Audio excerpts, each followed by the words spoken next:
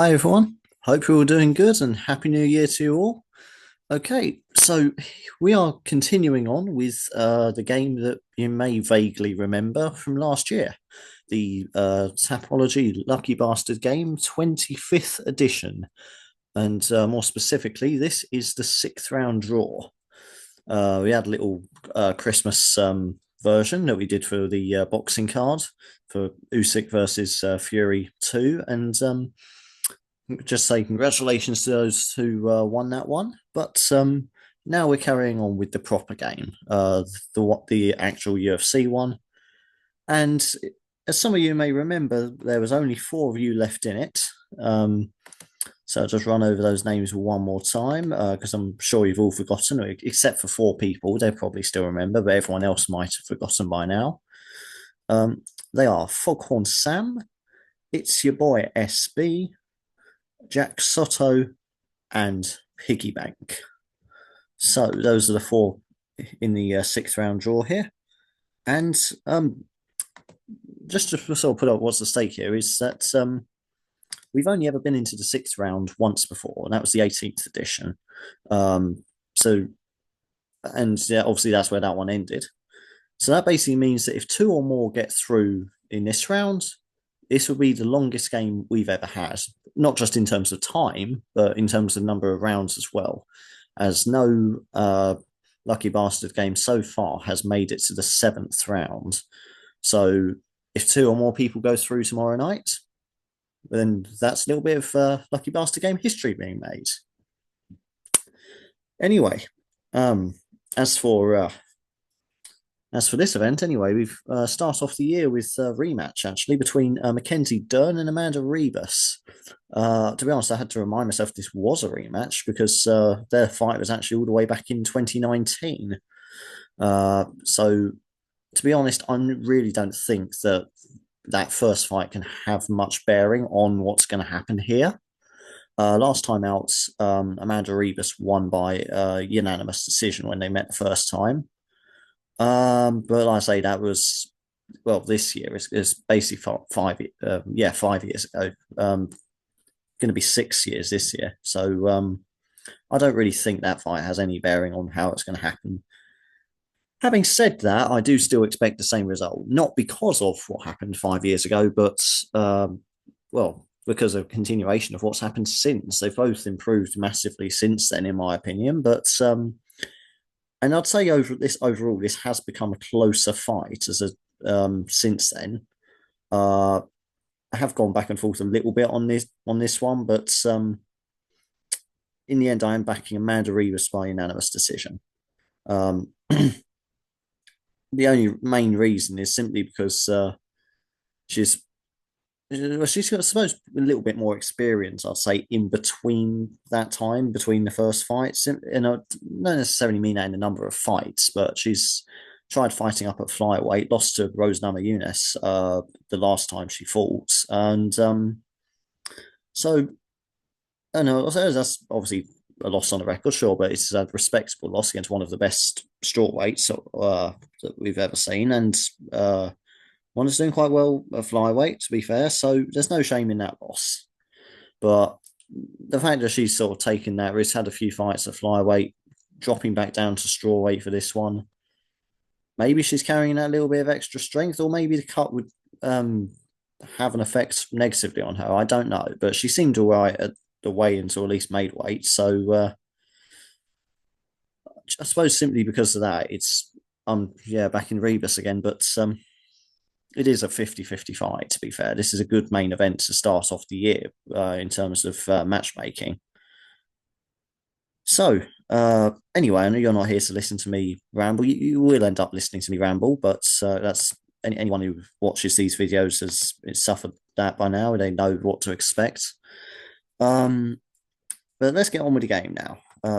First one of 2025, and it's Foghorn Sam's Face the Wheel. Let's see if Foghorn Sam can get through to that mythical seventh round.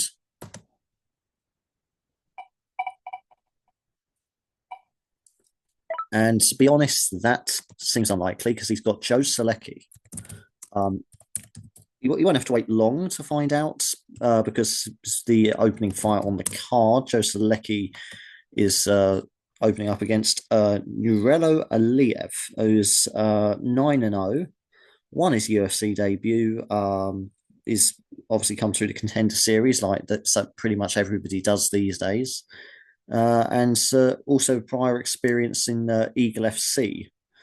Um, yeah, and Joe Selecki, though, I'm not ruling him out entirely. It's unlikely, and I do favour Aliyev to win, but um, he does have more experience in the UFC, and he does have a couple of good decision wins. But the trouble is, he's gone on a two-fight losing streak since then. Has that completely derailed the hype? A bit, but not completely for me. I would still favour somebody like Aliyev coming in to the promotion in the form that he's in over Selecki, but Selecki, he's if he can find that old form again, that's going to be a tough fight for somebody who's a little bit more inexperienced. Um, he's plus 500 in terms of the betting. I think that's a little bit harsh, but to be honest, I suppose from a gambler's point of view, a bit of value in there. But overall, I do still think that for the purposes of this game, the only thing that matters is the final result. And I reckon Aliyev will have his hand raised at the end of it, unfortunately. So yeah, pretty hefty underdog to get there to start off the year. I think one of yeah, if not the biggest. Actually, no, there's Victoria Dudikova. I just spotted actually slightly bigger underdog, but one of the bigger ones anyway. Anyway, it's your boy SB is next to face the wheel. Let's have a look. Let's see who he's going to end up with. And he gets Punahele Soriano. Punahele Soriano for it's your boy SB. And here we go. It's must admit, I was actually taken aback a little bit when I did a little bit of research into Soriano because I was surprised to learn he was only 10-4. I thought he had more fights than that because I feel like I'd seen him in the UFC a lot. And then when I went over his record, it turns out I have because he's had 8 UFC fights so far, despite only being 14 fights into his career, which is actually ridiculous when you think about it. Also had fights with the PFL, LFA, and obviously again come through Contender Series. So basically, of his 14 fights, 11 of them have been in a major promotion. So he's got very good quality experience going for him. He's fighting Euros Medic though, who I think is just going to be a little bit too good for him. Again, similar number of UFC fights. Again, despite only being 10-2 himself, with 6 UFC fights. Contender Series again. I don't know why I even bother writing that down on my notes these days because pretty much everyone comes through Contender Series these days. It seems. But overall, I just got him a little bit more well-rounded and a little bit more power, I think. It's probably going to be the deciding factor here, as Medic does have that ability to end a fight at a moment's notice.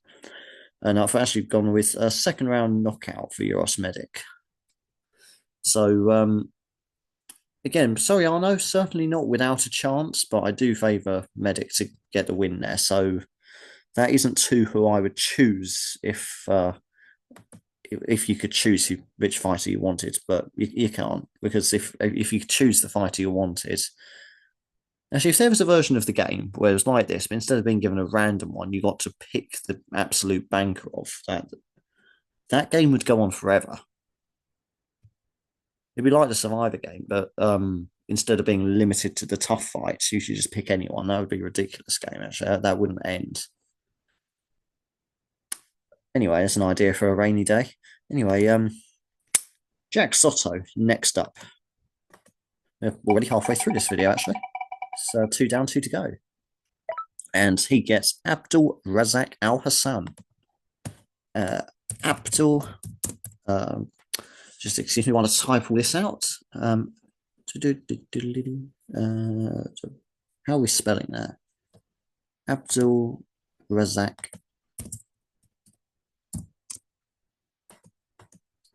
Al Hassan. There we go. Got there eventually. Again, there's no there's no sugar coating this one really. It's another one I've picked against. So I've gone with Cesar Almeida for that one. It's my decision to be specific, and Al Hassan has got KO power going for him. That is the thing you can't rule out with him. He can. I'll say even more so than what I said about Euros Medic and End of Fight at a moment's notice. Trouble is, he seems a little bit reliant on his power, and somebody like Cesar Almeida, who looks extremely good in his win against Ilhor Portiera in his last fight, where he won by decision. So somebody that can comfortably go the distance like that, as long as they don't get caught, easily wins that fight, in my opinion. So I expect Almeida to play it somewhat safe, but just obviously start to basically survive the early rounds and early rounds. To be honest, no plural there. And then just take over in the later stages as the sun starts to get a bit tired. But certainly within a puncher's chance anyway, though. I'll give you that. Probably the best one so far, thinking about it. But anyway, let's see who Piggy Bank gets drawn with. This is the final one for this video, actually. And he gets Jose Johnson. Jose Johnson there for Piggy Bank.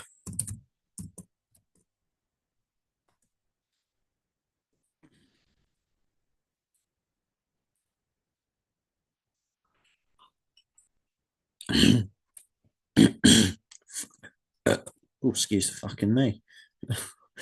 Right. There we go. Jose Johnson.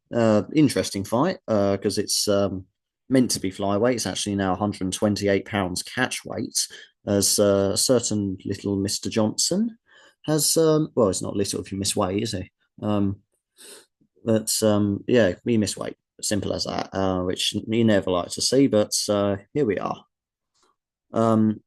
Anyway, besides that, I've gone with Felipe Bunes as well. So you've all got fighters I've picked against here. You've all got ones I consider an underdog. To be fair, I think Johnson was actually the slight betting favourite for it, despite my opinion. Certainly got more fights under his belt, 16-9 compared to 13-7 of Felipe Bunes. Bunez has got a bit of varied experience as well, though. Fought in ACA, fought in the LFA. Obviously, got a few UFC ones under his belt as well. So there's not a huge difference in terms of their record. And I think Bunez's experience is just slightly better SMA, or slightly better CB, as we call them in England. But yeah, I'm just not overly confident in Johnson, but who knows? Maybe you can make that extra weight count, but in theory, that should be nullified by it being a catch weight anyway. But yeah, I've got Felipe Bunes for a decision there. So anyway, that concludes it. To be honest, and you've all got fighters that I've picked against. So I am not entirely optimistic about there being a seventh round, to be honest with you lot. But and to be honest, I've kind of got a gut feeling actually that you're all going to get wipes out, and the wheel will end up winning this game. Which obviously, just to remind you the stakes, obviously 2 or more through, we carry on to the 7th round. If there's only one left standing, they're obviously the winner. And if you all go out, which I think is a real possibility given the fighters you've been assigned, we just have to declare the wheel the winner, which would be the ultimate troll move, wouldn't it? Have one of the longest games we've ever had, both in times and rounds, only for the wheel to come and say, "Oh, yeah, no, knocking you all out," right before potentially making history with the 7th round. So that would just take the fucking biscuit, wouldn't it? Anyway, all I can say is good luck to you lot. And if you got any bets on this card, good luck with those. Good luck with your picks on Tapology, and just good luck for 2025. Hopefully, it's a good year for you all. And until next time, whether that's going to be as a new game or whether it's going to be the mythical seventh round, so long for now.